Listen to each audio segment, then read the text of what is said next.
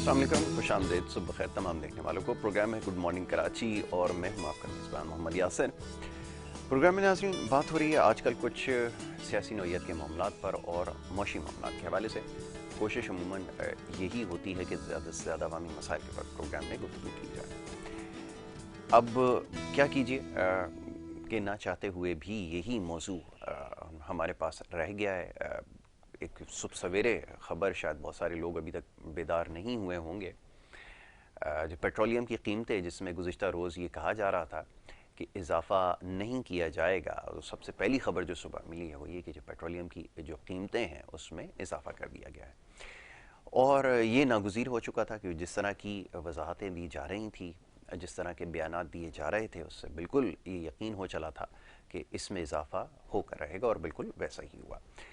Prime minister साहब फरमा रहे थे कि जी इतना ज़्यादा इजाफा जो है वो मुमकिन नहीं है। दूसरी तरफ जो उनके लोग उन्होंने रखे हुए हैं बयानात देने के लिए, वो भी ये फरमा रहे थे कि जी हमारे उसमें हाथ में नहीं है, ये काबीना का फ़ैसला नहीं होता, ये फोर्स का फ़ैसला नहीं है। और आलमी मंडियों में क्योंकि कीमतों में इजाफा हुआ और न जाने किस किस तरह के औसत जो है वो पेश किए जाते हैं। बहरहाल बहुत सारे इसमें सवाल आते हैं, कुछ टेक्निकल चीज़ें भी हैं जिसकी वजाहत ज़रूरी है, क्योंकि ये जवाब देने के काबिल नहीं है कि कौन सा तेल पाकिस्तान में इस्तेमाल होता है। पहले इसके बारे में ज़रा बता दिया जाए। शायद उनके ख़ुद भी इल्म में नहीं होगा कि ये जो आलमी कीमतें बढ़ रही हैं तेल की, कौन सा तेल है जिसके ऊपर पैसे बढ़ रहे हैं और जिसकी वजह से यहाँ पर कीमतों में इजाफा किया जा रहा है, और उसका मैकेनिज़्म क्या है। शायद इन तमाम सवालों के जवाब नहीं है। और हम पाकिस्तान कहाँ से दरामद करते हैं पेट्रोल और जो पेट्रोलियम प्रोडक्ट्स हैं, ये सारी तो ये सारी चीज़ें हैं, आवाम के सामने लाना ज़रूरी है। तो जनाब ये इस वक्त सूरत हाल है, और ये बहुत तशवीशनाक सूरत हाल है कि इजाफे के लिए अगर 10 रुपये का कहा जाता है तो उसके ऊपर जो है वो 13 या 14 रुपये बढ़ाए जाते हैं, और यही वतीरा इस हुकूमत का रहा है। तो जनाब ये जो मामला हाथ से निकलते जा रहे हैं, अपने लोग भी अब पीछे हटते जा रहे हैं, उसकी वजह यही है कि मईशत ना पहले संभली थी और ना आज तारीख़ तक मौशी मामलात को संभाल सकें। वजह सबके सामने, क्योंकि अहल लोग नहीं हैं, इतने कॉम्पिटेंट नहीं है, मामलात को नहीं समझ सके। यही वो वजह है और यही वो बात है जो सबसे ज़्यादा नागवार गुजर रही है। और जब ये सवाल पूछा जाता है तो उसका जवाब जो है पाबंदियों की सूरत में मिलता है। तो जनाब सवालात तो उठते रहेंगे, और अब जो महंगाई का एक नया सिलसिला, जिसका रोज़ाना की बुनियाद पर वैसे तो यह सिलसिला जारी है, कोई रोज़ ऐसा नहीं है कि लोगों की मुश्किलात में इजाफा ना हो, मज़ीद इजाफा जो है वो लेकर आएगा। और उसके लिए यकीनन हुकूमत की ना पहले कोई तैयारी थी ना अब कोई तैयारी है। अब अपोजिशन जो है वो पहले से ज़्यादा मजबूत होती जा रही है, और उसकी वजह यही है कि मामला जो इस वक्त हुकूमत के हाथ से निकले हैं उसकी सारी जिम्मेदारी उनके ऊपर आयद होती है कि कोई मौशी पॉलिसी नहीं थी, ना कोई डायरेक्शन थी। जब भी मईशत के हवाले से बात हुई है तो बयानात इस शक्ल में आता है कि जी हम मज़ीद टैक्स लेंगे। गुज़िश्ता रोज़ भी एक तकरीब के अंदर जो है वज़ीर साहब जो है वो ख़जाना के उमूर जो देख रहे हैं उन खड़े हुए थे और टैक्स कलेक्शन के हवाले से बात कर रहे थे। तो यही कुछ बातें आवाम के लिए रह गई हैं। बहरहाल जी वक्त बड़ी तेज़ी से गुजरता जा रहा है, और यकीनन ये वक्त बहुत तेज़ी से गुजर जाएगा। लेकिन फिर जो अगला मरहला होगा, जिसके लिए खान साहब जो पेशगोइयाँ कर रहे थे कि अगली टर्म भी उनकी होगी, उसके लिए उनको क्या करना पड़ेगा ये वो खुद ही जानते हैं। बहरहाल कोशिश करेंगे इन मामलात के ऊपर गुफ्तगू की जाए। स्टूडियोज़ में मेहमान तशरीफ़ फरमाएँ, सुबह के वक्त कोशिश करेंगे उनसे इस हवाले से बात की जाए कि ये जो सूरत हाल हाथ से निकल चुकी है, अब आने वाले वक्त में क्या कुछ हो सकता है। मौजूद मेहमानों का जो पैनल है उसे सबसे पहले खुश आमदीद कहूँगा। अनवर खुर्शीद साहब तज्ज़ियाकार हैं, हमारे साथ स्टूडियोज़ में मौजूद हैं, उन्हें मैं खुश आमदीद कहूँगा। बहुत शुक्रिया अनवर साहब प्रोग्राम में वक्त देने के लिए। दूसरे हमारे मेहमान हैं तला बेग साहब, आप भी तज्ज़ियाकार हैं, उन्हें हमने मदऊ का रखा है आज, उनसे हम इस मामले पर गुफ्तगू करेंगे। बहुत शुक्रिया आपका प्रोग्राम में वक्त देने के लिए। अनवर साहब ये फरमाइएगा, सूरत हाल आपके सामने है, और गुज़िश्ता रोज़ जब ये बयानात दिए जा रहे थे कि 12 रुपये जो इजाफ़ा बहुत ज़्यादा है, इसमें इजाफ़ा नहीं किया जाएगा, तो उस वक्त लोगों को यकीन हो चला था कि ये इजाफ़ा अब ज़रूर होकर रहेगा, और बिल्कुल वैसा ही हुआ। आधी रात के वक्त ये फ़ैसला किया जाता है, और उसके बाद जब दूसरा दिन इसका आगाज़ होता है तो आवाम को सबसे पहली ख़बर जो है वो ये मिलती है कि पेट्रोल की कीमतों में इजाफ़ा हो गया। आहिस्ता आहिस्ता जो निचला तबका था पहले उसे ख़त्म किया गया, फिर दरमियाना तबका ख़त्म हुआ, और इस तरह करते करते करते मामला यहाँ तक पहुँचा दिए गए। अब सवाल ये पैदा होता है कि क्या अपोजिशन को क्या किसी किस्म की अदम एतमाद की तहरीक की ज़रूरत रह जाती है, یا کسی قسم کی کوئی سیاسی چال چلنے کی ضرورت ہے جب حکومت اپنے لیے سب کچھ کر رہی ہو؟ میں چاہوں گا اس کا ذرا جواب دیجیے. جی. بسم اللہ الرحمن الرحیم. یہ پٹرول کی قیمت میں اضافہ یا باقی کموڈیٹی ڈیلی جو ہمارے استعمال میں ہوتی ہے ان کی جو قیمتوں میں اضافہ ہو گیا، جس کو عام عوام مہنگائی کہتی ہے، یہ ہمیشہ سے ہی چلتی آ رہی ہے مہنگائی. روز اول سے جب سے معیشت کا جو نظام ہے وہ ان لوگوں کے ہاتھوں میں گیا ہے جو معیشت کو چلا رہے ہیں. جی. تو آپ اگر سالوں پیچھے جاتے جائیں تو ہر چیز آج کے دور میں جتنے کی اور جس کنٹری میں اور جو بھی چیز جتنے کی آج مل رہی ہے، اگر 2 سال 4 سال 10 سال اس طرح پیچھے جاتے جائیں تو یہ اس کم قیمت پہ مل رہی تھی. تو یہ ساری چیزیں آپس میں انٹر لنکڈ ہوتی ہیں، اور یہ انفلیشن جو ہوتی ہے وہ ہر جگہ پہ ہوتی ہے. اگر ہم کسی کے ساتھ رینٹ کے ایگریمنٹ کرتے ہیں، کسی اور اس قسم کے ایگریمنٹ کانٹریکٹ جتنے جس طرح کے بھی ہوتے ہیں، چھوٹے سے لیول پہ جو 5-7 ہزار روپے کے کنٹریکٹ کرتے ہیں سے لے کر اربوں خربوں روپے کے جو بڑے بڑے ملکوں کے بیچ میں کنٹریکٹس ہوتے ہیں، اس میں بھی ایک چیز رکھی جاتی ہے کہ ہم اینول اتنا اس میں انکریز کریں گے اس چیز میں جو بھی سروسز ہیں یا کوئی بھی جو بھی چیز دے رہے ہیں. تو یہ انفلیشن چلتی رہے گی. اب اس انفلیشن کی بعض اوقات یہ ہوتا ہے کہ ایک ایسے ریشو گراف ایسے جاتا ہے، نیچے سے اوپر جاتا ہے، اور اس ایسے اوپر گراف جانے کے ساتھ ساتھ اس کے ساتھ جتنی بھی لنکڈ چیزیں ہیں، یعنی کہ انکم ہے، سیلریز ہے، اور وہ چیز ہے وہ بھی اس طرح اوپر جاتی ہے.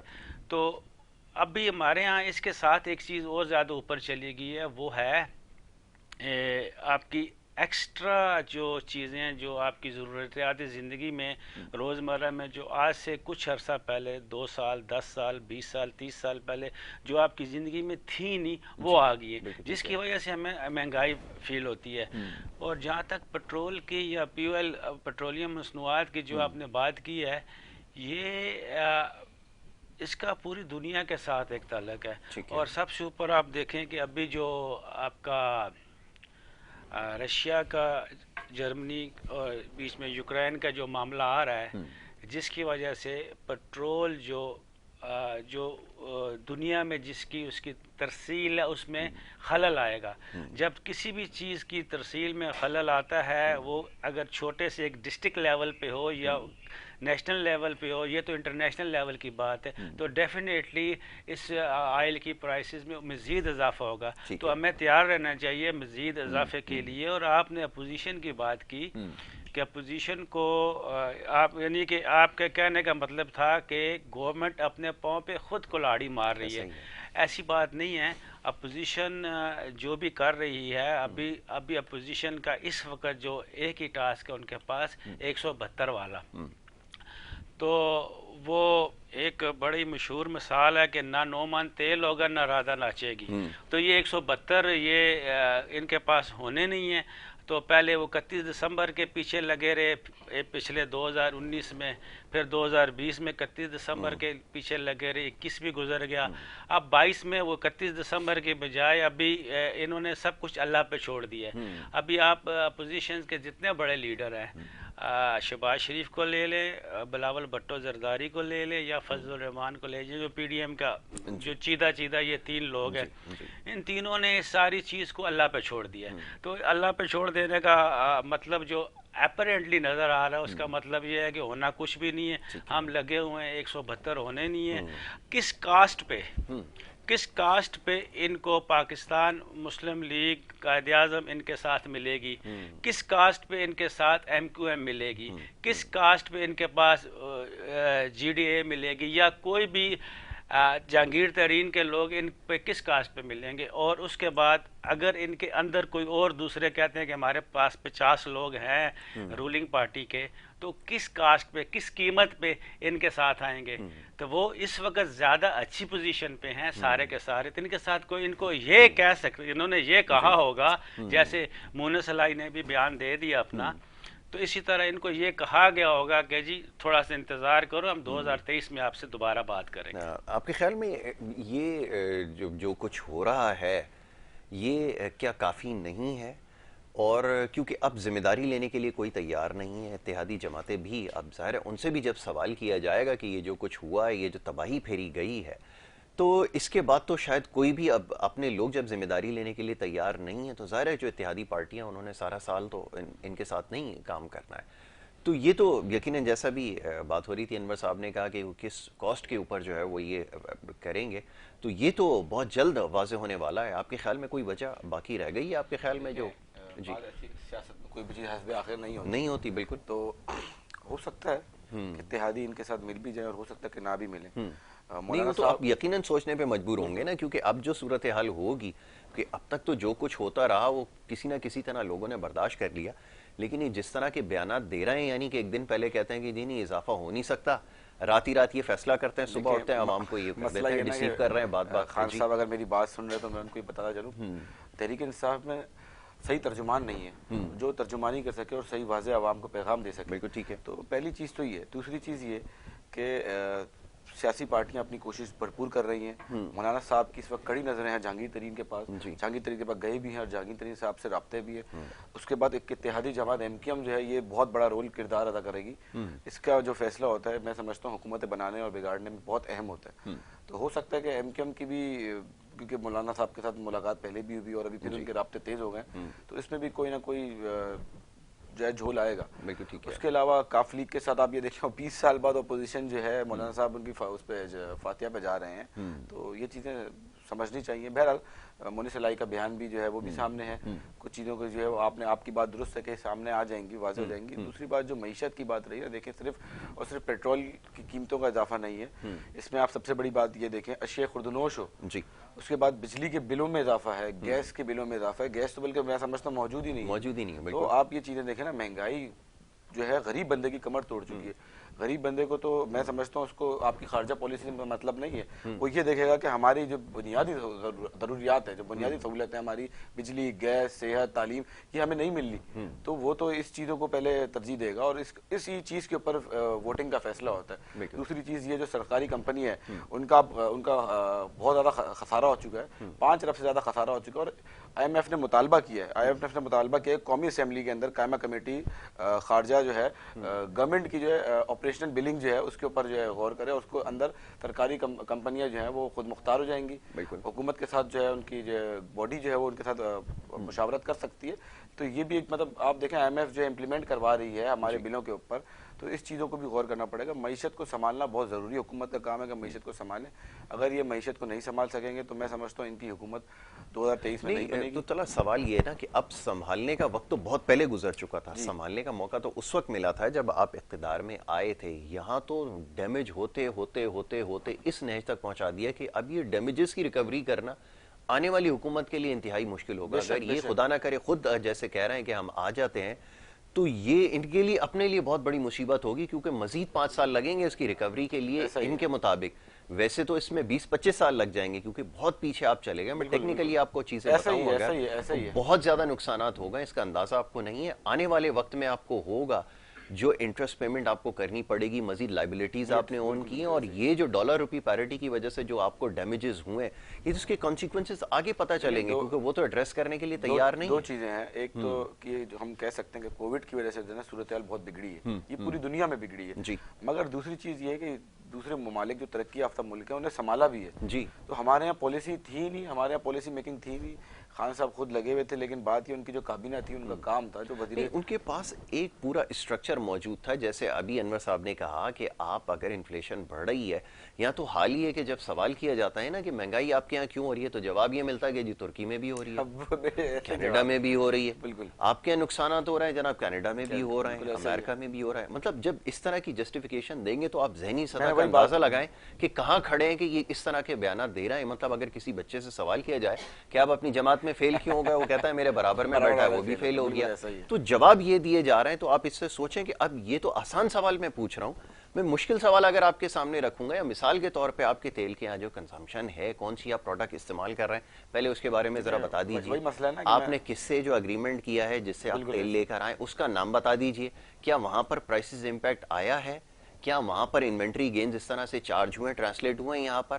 یہ ساری چیزوں کا جواب ہے نہیں، نہ بتا سکتے ہیں. مقصد وہی ہے نا کہ ترجمان ان کے پاس کوئی بہتر موجود ہی نہیں ہے. دوسری چیز یہ، اگر ہم بنیادی چیزوں پہ جائیں تو آپ یہ دیکھیں ہمارے پاس اس وقت ہماری امپورٹ کہاں پہنچ چکی ہے اور ایکسپورٹ ہماری کدھر ہے. ہم لوگ مطلب ساری چیزیں تو باہر سے منگوا رہے ہیں. ہماری ایکسپورٹ کی جو آپ دیکھیں گے ایکسپورٹرز کو عمران خان صاحب نے بڑا ریلیف دیا، لیکن اس کے باوجود وہ ایک چھوٹا سا سیگمنٹ ہے اس کو وہ دیا، وہ بھی میں آگے چل کے آپ کو بتا دوں گا. لیکن مقصد کہنے کا یہ ہے اس کے بعد بھی ہماری صورتحال کہاں موجود ہے. ہم یہ دیکھیں اگر میں آٹو موبائل انڈسٹری کی بات ہی کر لوں تو آپ یقین کریں ہمارے پاس ابھی تک کوئی پلانٹ ہی نہیں یہاں لگا ہوا، ساری چیزیں باہر سے منگا کے اسمبل کر رہے ہیں. تو مقصد یہ ہم لوگ خود کہاں کھڑے ہیں، ہم لوگوں نے انڈسٹریز لگانی پڑیں گی اور جو ہے انڈسٹریلسٹ کو ہم لوگوں نے تھوڑا سا فیور دینا پڑے گا. اتنے معاملات خراب ہوتے جا رہے ہیں، اتنے معاملات خراب ہیں، آپ کی بات درست ہے کہ یہ چیزیں کولیپس کر جائیں گی اور میں نہیں سمجھتا کہ پھر اس کو ہم سنبھال پائیں گے، نہ اگلی حکومتیں سنبھال پائیں گی.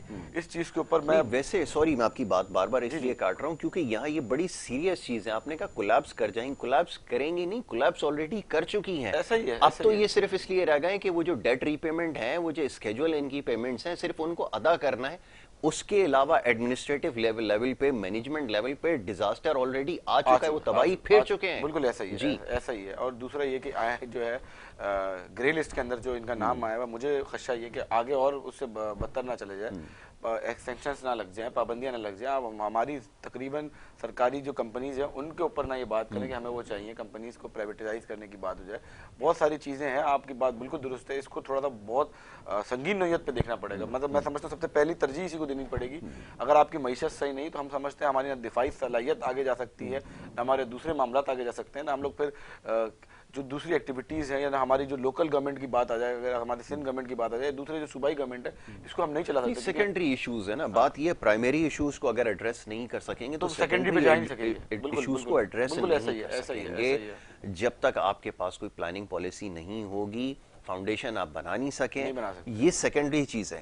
اگر آپ کوئی اسٹرکچر بنا بھی دیں گے تو فنڈز کی شارٹیجز کی وجہ سے وہ اسی طرح ڈسفنکشنل رہیں گی جیسے پہلے تھیں. چاہے آپ کوئی بھی نظام لے کر آ جائیں، کوئی آپ پریزیڈنشل سسٹم لے کر آ جائیں یا کوئی بھی سسٹم لے جائیں، جب آپ کا بیسک اسٹرکچر خراب ہو ساری چیزیں آپ کو ڈیلیور نہیں کر سکیں گے. انور صاحب فرمائیے اب آپ کیا اس کے اوپر کہنا چاہیں گے مزید، کیونکہ جو کچھ ہو رہا ہے یہ عوام کے سامنے ہے.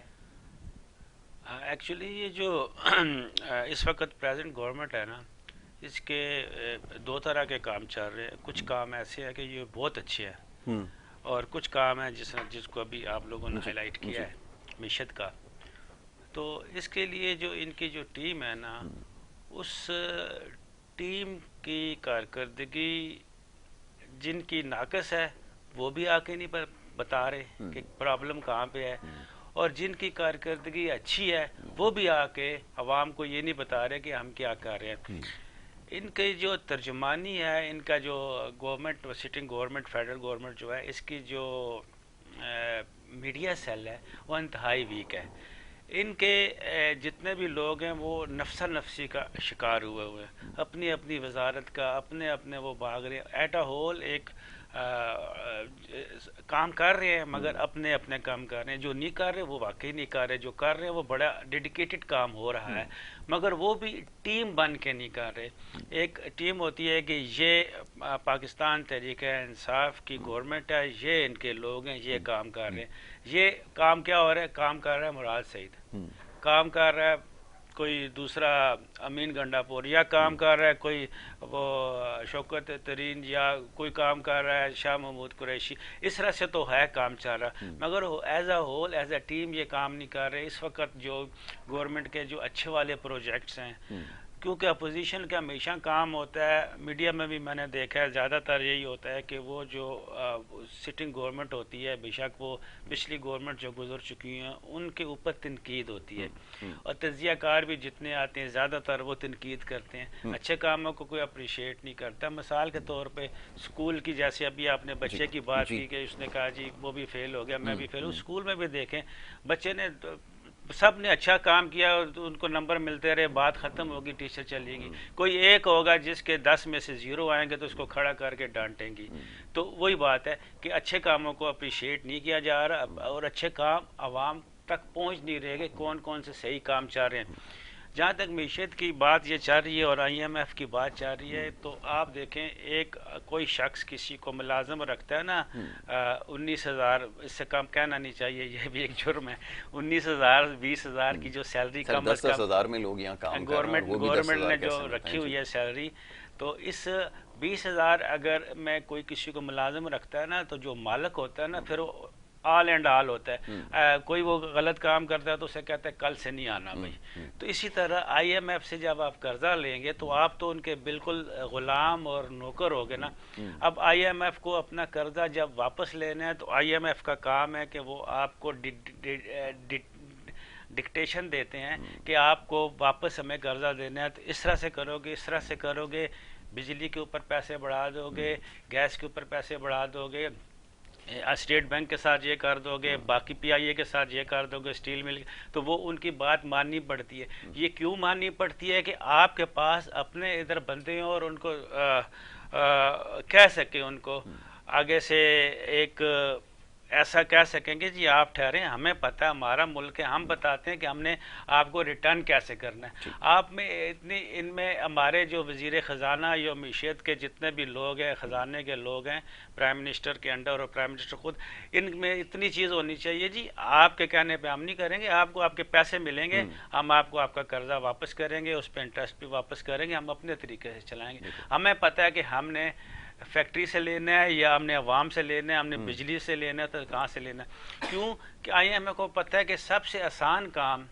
پاکستانی عوام سے یا کسی اور دنیا کے بھی نیشن ہو، سب سے آسان کام یہ ہوتا ہے کہ جو آپ کے یوٹیلیٹیز کے بل ہوتے ہیں اس پہ آپ کو لگ جائے نا پیسہ، تو آپ کو پتہ ہے کہ آپ کی بجلی کٹ جائے گی، آپ کی گیس کٹ جائے گی، آپ کا پانی کٹ جائے گا، تو آپ وہ والے بل ادا کرتے ہیں، تو اسی لیے وہاں پہ پیسے یہ لگائے جاتے ہیں۔ ٹی وی کی فیس کوئی نہیں دیتا تھا، یعنی کہ 1% 2% ٹی وی کی فیس آتی تھی، اب انہوں نے مسجد کے بلوں میں بھی ٹی وی کی فیس لگا کے بھیجنی شروع کر دی 35 روپے، تو وہ اب آپ کا PTV چل رہا ہے اس ٹی وی کی 35 روپے کے اوپر، تو لہٰذا لب و لباب اس کا یہ ہے کہ موجودہ گورنمنٹ کی جو معیشت کی ٹیم ہے وہ ابھی دیکھیں آپ شوکت ترین صاحب کا جواب صحافی کو، یعنی کہ ایک اکتایا ہوا بندہ، تھکا ہوا بندہ، یار مجھے تو لگتا ہے ان کی جیب میں استعفیٰ پڑا ہوا ہے کہ کسی وقت بھی کسی صحافی کے ہاتھ میں انہوں نے اپنا استعفیٰ دے دینا ہے کہ یہ جیسے اس دن چلے جائیں گے بھائی، یہ انہوں نے جواب دیا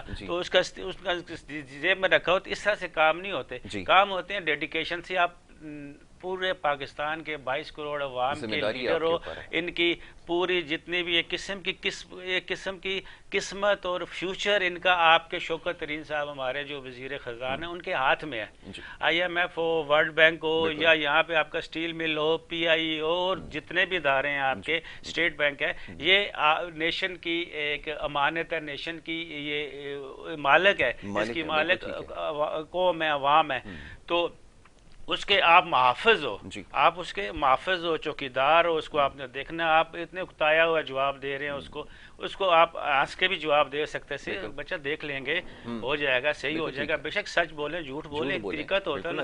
آپ اس طرح سے لوگوں کو تاثر یہ پڑا ہے کہ ان کے جیب میں اس وقت استعفیٰ پڑا ہو، جب جس شخص کے جیب میں استعفیٰ پڑا ہو اور اس طرح سے ہو تو اس نے آئندہ کے لیے کام کیا کرنا ہے؟ ہڈاکزم ہو گیا نا، ہڈاک پہ کبھی کام نہیں ہوتا، اور جس پتہ ہو جس کو کہ کل میں ریٹائر ہونے والا ہوں، کام نہیں کرتا۔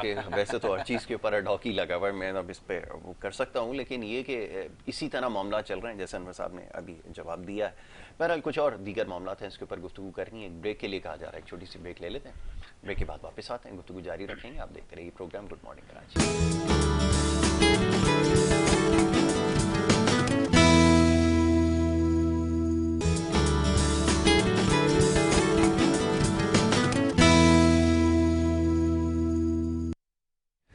پروگرام میں آپ کو ایک دفعہ پھر خوش آمدید کہیں گے۔ بریک پہ جانے سے پہلے گفتگو کا سلسلہ جاری تھا، سوشل میڈیا کے حوالے سے بھی ہم بات کر رہے تھے کہ جس طرح کی خبریں چل رہی ہیں اور جو کچھ ہو رہا ہے، ہر شخص ابھی یہ سوال اٹھا رہا ہے، اپنے بھی اور دوسرے بھی، کہ یہ جو معاشی معاملات ہاتھ سے نکلے ہیں، کیوں کوئی اس کے لیے پلاننگ نہیں کی گئی؟ اور اس سے پہلے بھی یہ اس طرح کے معاملات رہے، پیٹرولیم کی قیمتوں پہ اضافہ ہوتا رہا، لیکن یہ جس طریقے سے پیٹرول کی قیمتوں میں اضافہ ہو رہا ہے یہ بڑا حیران کن ہے کہ صبح پرائم منسٹر ملک کے جو چیف ایگزیکٹو ہے، سب سے بڑی اتھارٹی ہے، وہ یہ کہتا ہے جی اضافہ نہیں ہونا چاہیے، رات میں اس میں اضافہ ہو رہا ہے، 10 روپے کے لیے کہا جاتا ہے کہ اس پہ بڑھائے جائیں، 14 रुपए बढ़ा दिए जाते हैं, 6 रुपए का कहा जाता है, 10 रुपए बढ़ा देते हैं। जब ये रवैया होगा तो लोग तो फिर सवाल पूछेंगे कि भाई ये सब कुछ हो क्या रहा है, और इन सारी चीज़ों का मकसद कि आवाम से इंतकाम लेना है क्या ये सिलसिला? ये ज़रा बताइए, जैसा भी हम बात कर रहे थे। जी देखें, इसकी जो पेट्रोल की कीमतों में इजाफा, ये बहुत ज़्यादा जो है ना ख़तरनाक चीज़ है, और अब आवाम निकलेगी रोडों पर और पकड़ेगी, क्योंकि पहले वही वाली बात है, 5 रुपए 3 रुपए वो समझ आता था, उस पर भी हालांकि बहुत ज़्यादा आवाम का रद्देमल आता था, लेकिन अब इतना ज़्यादा हो गया, मतलब ये तो, क्योंकि प्राइसेस जब बढ़ेंगे पेट्रोल के तो ज़ाहिर है दूसरी चीज़ें भी बढ़ेंगी, ट्रैवलिंग बढ़ेगी, आपकी बसेस के टिकट बढ़ेंगे, ट्रेन के टिकट है, जहाज़ के टिकट है, ट्रैवलिंग के अलावा और बहुत सारी चीज़ें, बुनियादी जो ज़रूरतें हैं, खाना पीना, ये सब सारी चीज़ें बढ़ेंगी, तो इसका इम्पैक्ट डायरेक्ट जो है मईशत पे मैं समझता हूँ कि उसमें बढ़ता है, और हमारी रुपए की कदर और बढ़ेगी इसमें। इस हवाले से हमारे पास बहुत सारी चीज़ें, गोल्ड हमारा महंगा होते जा रहा है, आप ये देखें ना। तो दूसरी चीज़, जो गाड़ियों की बात हम पहले कर रहे थे, गाड़ियाँ हमारे यहाँ पाकिस्तान में बनी नहीं है, तो बात ये, जब तक हम गाड़ी का यहाँ पे एक प्लांट नहीं लगाया, हमने कोई इस तरह का कुछ किया ही नहीं, तो हम तो ज़ाहिर इम्पोर्ट करेंगे तो ज़ाहिर ड्यूटीज़, और फिर उसके अलावा तो ड्यूटियाँ भी यहाँ पे कर रहे हैं, और वो बात है, हमें अपना लाइफ स्टाइल भी चेंज करना पड़ेगा। सबसे बड़ी बात है, हमें खुद, क्योंकि जिस तरह की महंगाई बढ़ रही है, अब मैं नहीं समझता कि एक आम इंसान जो है इस तरह की ख्वाहिशात करे कि मैं ये गाड़ी भी लूंगा, मैं वो भी लूंगा। हमें पहले तो लाइफ स्टाइल चेंज करना पड़ेगा, या तो फिर हुकूमत को चाहिए कि थोड़ी ऐसी पॉलिसीज बना दे, कम से कम। वैसे मुझे लगता नहीं है कि अब ये हुकूमत को किसी पॉलिसी बनाने के बहाने में बैठी हुई, बिल्कुल ऐसा नहीं लगता, लेकिन ये है कि अगर कुछ ना कुछ, क्योंकि आपके हमारे यहाँ वो पॉलिसी है नहीं, हम लोग किस चीज को देखना, हमें किस चीज को चाहिए वो देख किस चीज को रहे, तो टोटल फेलियर है, ये सारी चीजों का फेलियर है। ये ऐसी चीजें हैं जो मैं समझता हूँ कि ये हुकूमत बिल्कुल इसी वजह से गिर सकती है, जो हुकूमत की प्लानिंग और स्ट्रक्चर चल रहा है इस वक्त। तो हमें सबसे बेसिक चीज़, जो ऑटोमोबाइल इंडस्ट्री की अगर बात बेसिकली हम करें, तो आप देखें ना, बाहर के ममालिक में भी गाड़ियाँ वहाँ लोग चलाते हैं, लेकिन बात यह है कि वहाँ पे क्या अपनी उनकी इंडस्ट्रीज लगी हुई है, प्लांट्स लगे हुए हैं, वहाँ बहुत सारे ब्रांड्स हैं, या हमारे पास आज तक कोई प्लांट नहीं लगा। चाइना के साथ इन्होंने डील की है, वो भी, लेकिन वही कीमत। मेहरान का प्लांट लगाया है उसने 20 साल के अंदर। मेहरान गाड़ी जैसी मैंने बचपन में देखी थी, आज भी वैसे ही देख रहा हूं। ये है तरक्की। तो ये चीजें अगर हमारे मुल्क में, अब हम देखें ना, हम बतौर कौम हम खुद कहां पर खड़े हैं, तो जब ये चीजें होंगी तो जाहिर है हमें तो इंपोर्ट करनी पड़ेगी। इंपोर्ट करेंगे तो रुपए की कदर में इजाफा भी होगा, इजाफा होगा तो जाहिर है फिर हमारे डॉलर किधर जाएगा, हमारी चीजें किधर जाएंगी, तो फिर हम खुद नहीं कुछ कह सकते। आपने एक्सपोर्टर्स को रिलीफ दिया, लेकिन वही बात है, एक्सपोर्ट हमारे यहाँ हो ही नहीं रही। हमारे इंडस्ट्रीज इतने टैक्स लगे हुए हैं, एक एक चीज, जमीन का टैक्स अलग है, लैंड टैक्स अलग है, उसके बाद फिर वो दूसरी चीजों का टैक्स दे रहा है, गैस मौजूद नहीं है। पंजाब की इंडस्ट्रीज तो मैं, आप यकीन करें, मैं गया था विजिट पे, कोयला जला के जो है वो अपना बॉयलर चला रहे हैं। आप पता ये हालत हो गई है, गैस ही नहीं है। तो हम, मतलब हमारा एक इतना बड़ा मुल्क होने के बावजूद ज़खायर हमारे पास मौजूद हैं गैस के। ये जो जरदारी साहब का दौर था, मैं अगर इसको कोट करूं, तो जो ईरान और पाकिस्तान की एक डील थी गैस की, वो मेरे ख्याल से मियां साहब ने फिर उसके बाद इम्प्लीमेंट नहीं किया। वो एक बड़ा अच्छी चीज़ थी। उसको देखिए, जहाँ हम तनकीद करते हैं, हमें तायद भी करनी चाहिए। नहीं, वो उसके कुछ जियोपॉलिटिकल कुछ रीजंस उसको एग्जीक्यूट किया उन्होंने भी। आखिर में जिस दिन घर जा रहे थे उस दिन उन्होंने उसको जब वो किया, अगर वो पहले दिन अगर उसके ऊपर काम करते तो शायद ये बात भी है, लेकिन ये भी कुछ पॉलिटिकल रीजंस भी थे। लेकिन ये बहुत सारे ऐसी मामला थे। अब हमारे, मैं समझता हूँ बलूचिस्तान के अंदर गैस के बहुत ज़खायर मौजूद हैं, लेकिन नहीं हमारे पास वो मशीनरीज मौजूद नहीं है, या कोई नहीं हमारे पास। देखिए, मैं आपको ऑनेस्टली एक बात बताऊं कि यहाँ पर रिसोर्सेज का मसला नहीं है, यहाँ मैनेजमेंट का ऐसा ही है। ये पहले कौम को साफ बात बतानी होगी।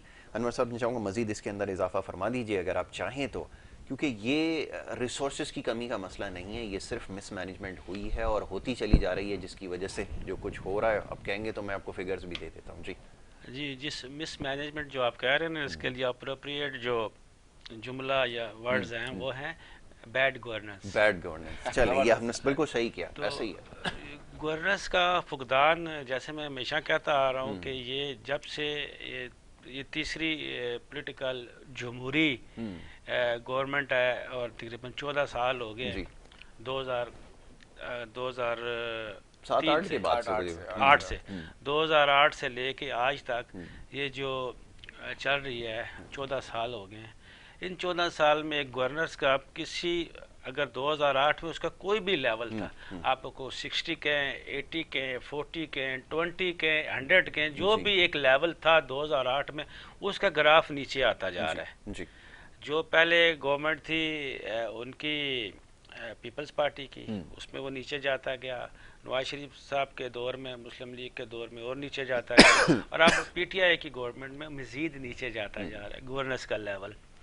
और गवर्नेंस के अंदर आप देखें कि सबसे पहले आपकी जो अवामी नुमाइंदे हैं नेशनल असम्बली में, सेनेट में, یا پروونشل اسمبلیز میں وہاں سے شروع کریں.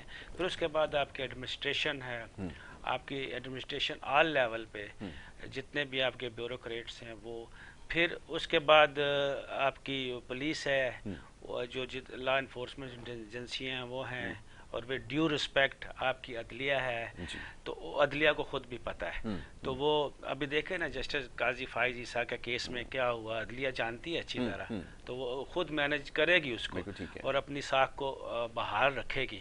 تو یہ جتنی گورننس کا لیول ہے نا فقدان, وہ ہوتا جا رہا ہے اس کے اندر, اور لیول کم ہوتا جا رہا ہے. تو گورننس کو کرنے کے لیے آپ اگر ہم اس وقت جو خاص طور پر ہم حکومت کی بات کر رہے ہیں, حکومت کے اندر جتنے بھی ایک آپ کے ہوتے ہیں یہ جو آپ کے وزراء ہوتے ہیں, آپ کی منسٹری ہیں, آپ کے بہت سارے ادارے ہیں, خزانہ ہے, خارجہ ہے, دفاع ہے, اور انڈسٹری ہے, صحت ہے, تعلیم ہے سب سے بڑی. تو اس کے جو وزراء ہوتے ہیں وہ اس قابل ہونے چاہیے کہ وہ اپنے نظام کو دیکھ سکے. اب ہمارا وزیر دفاع اپنا کیا نام ہے, پرویز خٹک صاحب ہیں. پرویز خٹک صاحب کی کیا کوالیفیکیشن ہے دفاع کے بارے میں, وہ آرمی کو, ایئر فورس کو, نیوی کو کتنا جانتے ہیں, اور رینجرز کو, ایف سی کو کتنا جانتے ہیں, اور کیا ان کے پتہ ہے کہ آپ کے ملکوں کو, افغانستان کو, ایران کو, رشیا کو, انڈیا کو, جو ان کے جن کے بارڈر لگتے ہیں, جن کے ساتھ, ان ملکوں کی ڈاکٹرائن کو کتنا جانتے ہیں. تو ایسا ایک شخص ہونا چاہیے کہ جو ان ساری چیزوں کو اچھی طرح جانتا ہو, اس کو وزیر دفاع لگانا چاہیے. اور وزیر دفاع ایسا ہونا چاہیے کہ جو پتہ چلے وہ کیا کر رہے ہیں. مجھے تو کوئی پرویز خٹک صاحب کی کوئی نیوی کے چیف سے یا آرمی کے چیف سے کوئی ملاقات مجھے تو نظر بھی نہیں آئی, انہیں کیا دفاع کر رہے ہیں. تو اسی طرح جو آپ وزیر تعلیم لگاتے ہیں, تو اس کے لیے کوئی کرائیٹیریا ہونا چاہیے. وزیر اعظم کل کو انہوں نے آخری وکٹ انہوں نے لی تھی, مجھے پتہ 1992 کے ورلڈ کپ میں انگلینڈ کے کھلاڑی کو آؤٹ کیا تھا, رمیز رازا نے کیچ کیا تھا, اور اس وقت فوراً آخری انہوں نے کپ اٹھایا تھا. کپ اٹھا کے انہوں نے کہا تھا finally I manage to get it. جی ٹھیک ہے, آئی انہوں نے اس وقت بھی وہی نہیں کہا, اور وہ آئی نہیں تھا, وہی وہ بھی 11 نہیں تھے, وہی اس وقت جتنے کروڑ بھی تھے, ہم تھے 1992 میں 22 کروڑ کہہ لیں, تو ہم 22 کروڑ کا تھا وہ کپ. تو انہوں نے اس وقت بھی آئی کہا, تو اس وقت بھی آئی پہ لگے ہوئے ہیں, اس وقت بھی آئی پہ لگے ہوئے ہیں. ہمارے وزیر اعظم کو چاہیے, اب دیکھیں ہمارے چیف آف آرمی سٹاف ہیں, وہ آ کے کیا بات کرتے ہیں, کبھی بات آپ ان کی سنی ہے, انہوں نے جو بات کی ہے کس طرح کی ہے, کس طرح سے کرتے ہیں, ان کے ترجمان کیسے بات کرتے ہیں. اب ہمارے آپ دیکھیں آپ کے ہائی کورٹ اسلام آباد کے چیف جسٹس سے اطہر من اللہ, چیف جسٹس افتخار چودھری کا جس وقت کیس تھا, اس وقت یہ ایک سینئر وکیل تھے, اور یہ ٹی وی پہ آ کے فل فلیج بات کرتے تھے. کرد صاحب ساتھ ہوتے تھے, اعتزاز احسن ساتھ ہوتے تھے, اطہر من اللہ ہوتے تھے, ایسے ٹی وی پہ باتیں کرتے تھے. Now he is chief justice of Islamabad high court. آپ نے ان کا کوئی بیان سنا, کوئی ایسی بات سنی ان کی, کبھی ٹی وی پہ آ کے انہوں نے بڑھ کے ماری؟ نہیں. اور ایک honourable chief justice of Islamabad high court ہے. اسی طرح ہمارے جو پرائم منسٹر ہے موجودہ, یہ کنٹینر پہ چڑھ کے انہوں نے یہ کیا وہ کیا. ٹھیک ہے, اپوزیشن میں آپ کریں, بلاول صاحب کریں, مریم نواز کرے, مریم اورنگزیب جو مرضی کرتی رہے, ٹھیک ہے, مگر اب وہ پرائم منسٹر آف پاکستان ہیں, ان کو اپنا جب بھی بیان دیں, جب آ کے کھڑے ہوں کسی محفل میں ہوں, کسی اس میں کانفرنس میں ہوں, تو بات کریں ملک کی اور سیدھی بات کریں. اب محفل میں کھڑے وہ صحیح بات کر رہے ہیں, سب یوتھ بیٹھی ہوئی ہے سامنے, علماء بیٹھے ہوئے ہیں, کچھ بھی کہتے ہیں کہ یہ چور بھاگ گیا, اس چور کو نہیں پکڑا جا سکتا. بھائی آپ اس کو چھوڑو, آپ اپنی اس پہ بات کرو کہ پتہ چلے ہمارے سامنے پرائم منسٹر کھڑا ہوا. وہ خود کہتے ہیں, وہ بیگم نے بتایا تھا یو آر پرائم منسٹر. تو ان کو اپنا پرائم منسٹری کا ہونا چاہیے کہ میں ایک پرائم منسٹر ہوں, مجھے بات کرنے سے پہلے سوچنا چاہیے. ابھی ان کی میں ایک تصویر دیکھ رہا تھا, نماز پڑھنے والی, کبھی وہ کسی قبر پہ جا کے کر رہے ہیں, بوسے دے رہے ہیں, کبھی وہ نماز پڑھتے اپنی دکھا رہے ہیں, کبھی یہ چیزیں نہیں ہونی چاہیے. وہ ایک ان کو اپنا ایک آنر میں اپنی تصویر ڈگنیٹی پہ رہ کے ایک کام کرنا چاہیے. ان کو ملک کو پہلے دیکھنا چاہیے. اب جس وقت اب یہ نظام ایک گورننس کی بات ہو رہی ہے، جس وقت یہ ہمارے پرائم منسٹر نواز شریف زرداری کو چھوڑیں گے، اور کیونکہ وہ یا تو نواز شریف زرداری کو پکڑ کر رکھیں گے یا ملک کو پکڑ کر رکھیں گے، ان دونوں کو چھوڑیں گے تو ملک کو چلائیں گے، کیونکہ ان دونوں سے کچھ لینا ہوتا تو پہلے یا دوسرے سال میں لے چکے ہوتے، اب چوتھا سال ختم ہونے والا ہے، تو اب ان کو چاہیے ملک کو دیکھیں، چھوڑ دیں، آئندہ سے بات ہی نہ کریں ان کے بارے میں، اور صرف عوام کے بارے میں بات کریں اور ملک کے بارے میں بات کریں، اور پھر ہم ترقی کریں گے۔ اپوزیشن کو کرنے دیں جو مرضی کرتی ہے، تو گورننس کا لیول بڑھانے کے لیے کوئی کرائیٹیریا بنائیں۔ یہ جو آپ کہہ رہے ہیں نا 2/3 میجارٹی اور 18ویں ترمیم ختم کریں گے، اس کی بجائے آپ یہ بل لے کے آئیں اسمبلی کے اندر، اس کو پریزیڈنٹ پاکستان سے اپروو کرائیں کہ پرائم منسٹر کی ٹرم ہوگی 1 دفعہ یا 2 دفعہ میکسیمم لگاتار، یا بعد میں بھی پرائم منسٹر وہ ہوگا جو کم از کم 1 دفعہ چیف منسٹر رہ چکا ہو، چیف منسٹر وہ ہوگا جو کم از کم 1 دفعہ منسٹر رہ چکا ہو، منسٹر وہ ہوگا جو کم از کم اس سے پہلے بھی 1 دفعہ کوئی وزیر یا ایم پی ایم این اے رہ چکا ہو۔ ایم پی ایم این اے کے لیے درخواست وہی جمع کرا سکا ہوگا کہ کبھی وہ کسی قسم کا ممبر، بلدیاتی ممبر یا چیئرمین یونین کونسل کا کچھ رہ چکا ہوگا۔ یونین کونسل والا وہ ہونا چاہیے کہ وہ گلی کا کوئی ممبر رہ چکا ہوگا۔ یونین کونسل کو بھی مزید توڑنا چاہیے، گلی لیول پہ، وارڈ لیول پہ کوئی ایک بندہ کرنا چاہیے، پھر آپ کی گلی بھی بنے گی، آپ کا گیس بھی آپ کو آئے گی، آپ کا عام آدمی کا مسئلہ بھی حل ہوگا۔ تو اس کی ایک ترتیب پوری کی پوری ہمارے ہیں ارشد کسانہ صاحب ہیں، انہوں نے ایک پارٹی اپنی لانچ ابھی نہیں کی ہے، بنائی ہے، اس کا نام ہے عالمی مسلم لیگ، انہوں نے اس کے اندر اپنے یہ پوائنٹ دیے ہوئے سارے کے سارے کہ کس طرح سے گورننس کی لیول کو ہم بڑھا سکتے ہیں۔ بالکل، بہت اچھی بات ہے۔ اب طلب ایک بات یہ ہے کہ وقت ہمارے پاس ختم ہو گیا، اور یہ بڑی معقول ایڈوائز ہے، اس کے اوپر بہت پہلے سے بات ہو رہی ہے کہ آپ کے پاس کوئی طریقہ کار ایسا ہونا چاہیے کہ آپ کے پاس اہل لوگ آ سکیں، ورنہ جس طرح کے لوگ نہ چاہتے ہوئے یہ بات یقیناً تلخ بات ہے اور اچھی بالکل نہیں لگے گی، کیونکہ سچ بات بہت زیادہ تلخ ہوتی ہے، تو یقیناً یہ تلخ لگے گی، لیکن جو معاملات ہاتھ سے نکل گئے، اب سوچنا یہ ہے کہ اب ان کے جو نقصانات ہیں ان کا ازالہ کیسے ممکن ہو سکے گا۔ میرا بہت شکریہ آپ کا کہ آپ نے پروگرام میں ہمیں وقت دیا۔ انور صاحب، آپ کا بڑا شکر گزار ہوں، آپ آئے پروگرام کے اندر ہمارے ساتھ شریک ہوئے اور بڑی اچھی بات آپ سے ہوئی ہے، اور یقیناً لوگ یہ بات سننا چاہتے ہیں کیونکہ وہ دل گرفتہ ہیں، اور جو اس وقت صورتحال ہے، جس طرح سے معاشی چیلنجز روز بروز بڑھتے چلے گئے اور زندگیاں لوگوں کی تمام ہو گئی، اس کے بعد وہ سوچنے پہ مجبور ہیں کہ اگر اس طرح کی تبدیلی اگر آگے خدا نہ کرے آئی تو پھر کیا ہوگا، یہ سوچنا ہوگا۔ ایک بریک کی طرف جا رہا ہے، بریک کے بعد واپس آئیں گے، آپ دیکھتے رہیں پروگرام گڈ مارننگ کراچی۔